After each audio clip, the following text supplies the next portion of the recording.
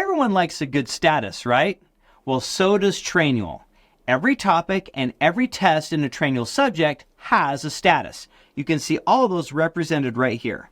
So you can see my first two topics, they're in the status of finished. My next two, pending. And then my last two here, draft. Let's talk about what all these mean and how to use them. So every topic and every test starts in draft. This just simply means you can edit it. No one sees it until you are ready for them to see it.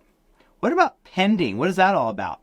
Let's say that you have assigned the creation of this content to someone else on your team. They're going to edit it, they're going to create it, they're going to make it look amazing, but you want to be the one who provides the final approval of the content.